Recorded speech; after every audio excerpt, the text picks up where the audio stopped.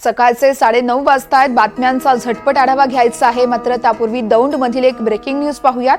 दौंड तालुक्यात कोयत्याने वार करून तरुणीची हत्या करण्यात आली होती, तर तरुणाची हत्या केल्याची माहिती सध्या समोर आली आहे। दौंडच्या खामगावमधील नागमोडी चौकात ही घटना घडली आहे आणि या हत्येचा संपूर्ण थराव सीसीटीव्ही कॅमेऱ्यात कैद झालाय।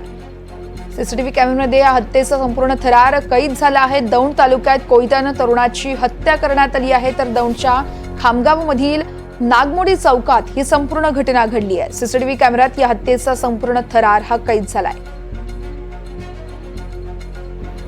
त्याच्यानंतर हा जो मयत आहे सूरज भुजबळ, ते पळत बाहेर आले, परंतु आरोपीने एवढा तीव्र हल्ला केला होता की त्यामध्ये ते जागीच जवळजवळ मरण पावले। तिथंच समोर वरांड्यामध्ये पडले आणि मरण पावले।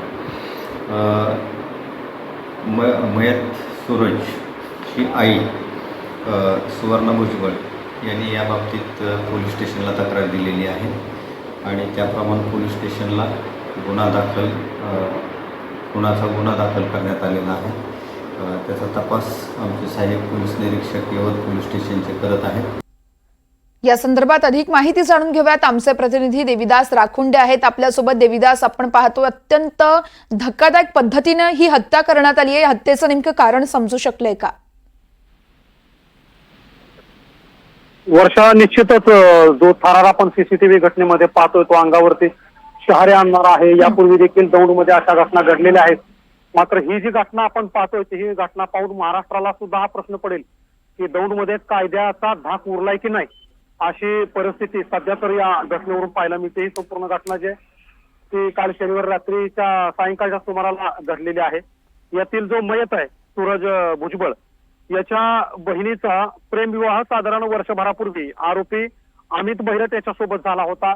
जवळपास 1.25 वर्ष ते मुंबई या ठिकाणी राहत होते। त्यानंतर यातील आरोपी जो आहे अमित बहिरट हा मयत सूरज भुजबळ याच्या बहिणीला त्रास देत होता। जी त्याची बायको होती, त्यांच्यामध्ये वादविवाद होत होते आणि या वादाचं रूपांतर जे आहे ते आता हत्येमध्ये झालेलं आहे। मध्यंतरी दोन्ही बाजूच्या कुटुंबियांकडून मध्यस्थीच्या माध्यमातून हा वाद जो आहे तो मिटवण्याचा प्रयत्न देखील झाला होता आणि याचा शेवट जो आपण बघतोय तो आता एका हत्येमध्ये झालेला आहे। त्यामुळं कायदा सुव्यवस्थेच्या सध्या तरी 3-13 झाल्यात असं म्हणायला काही हरकत नाहीये। वर्षा, निश्चितच देविदास, खूप खूप धन्यवाद तुम्ही दिलेल्या सविस्तर माहितीसाठी।